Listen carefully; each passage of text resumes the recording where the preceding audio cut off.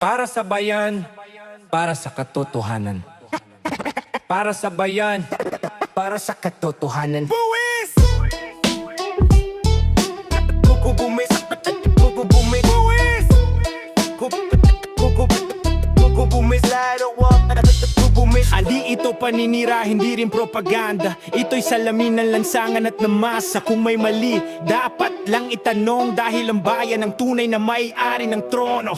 Sa bawat sentimo na kaltas sa sahod, may pangarap na bata na gustong makaahon. May magsasakang nagbibilad sa init, pero ani kulang presyo'y pilit binabawi ng sakit. May proyektong ingrande sa tarpaulin nakapinta, pero sa barangay walang gamot at kulang ang ayuda. May pano raw sa papel, may pirma at may selyo, pero bakit sa ospital kulang pa rin ang kamatswero? Hindi ito gali, ito'y tanong ng bayan. Bakit ang iilan tila laging may nakalaan? Kung lingkod ang tawag sa may kapangyarihan, bakit tila ang mamamayan pa ang nagsisilbihan?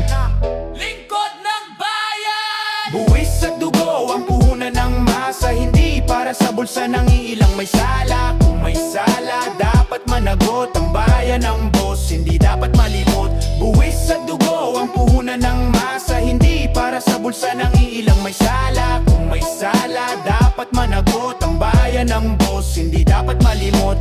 Hindi kulay ang usapan, hindi apelido, kundi sistemang dapat linisin dito. Transparency, hindi lang pang slogan. Accountability, hindi lang pang kampanya at larawan. Habang ang kabataan ay naghahanap ng trabaho, may balitang anomalyang paulit-ulit sa dyaryo. Parang sirang plaka, paulit-ulit ang issue, pero ang hustisya parang laging atrasado sa view. Kapag tahimik ang tao, lalong lumalakas ang abusong nakatago sa likod ng batas. Pero kapag may tapang ang bawat isa, doon nagsisimula ang tunay na pag-asa. Pag-asa!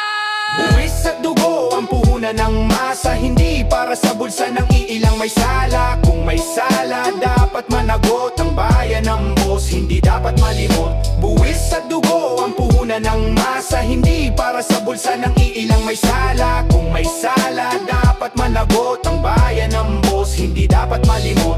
Hindi sapat ang rant, hindi sapat ang post. Kailangan ng aksyon na hindi lang for show host. Simulan sa sarili, maging tapat sa maliit. Doon nagsisimula ang pagbabago at pagangat ng isip. Sa pagboto, sa pagtanong, sa pakikilahok. Demokrasya'y buhay kung hindi tayo takot. Ang kinabukasan, hindi minamana. Pinaglalaban yan ng may malasakit sa kapwa. Hindi laban ng kaliwa o kanan, kundi laban ng tama, laban sa kasakiman. Kung may liwanag sa gitna ng dilim, ito'y nagmumula sa pusong handang tumindig. Tumindig! Kung ang buwis ay dugo ng bayan, bakit tila laging may sugat na walang lunas? Kung ang gobyerno ay salamin ng tao, panahon na sigurong linisin ang basag na salamin.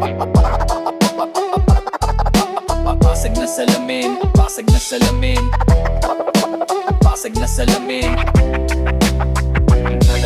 Buwis sa dugo ang puhunan ng masa, hindi para sa bulsa ng iilang may sala. Panahon ng manindigan at bumoto, dahil ang bayan ng boss, hindi sila kundi tayo. Kundi tayo. Kundi tayo. Kundi tayo. Ang tunay na kapangyarihan nasa mamamayan. Para sa bayan.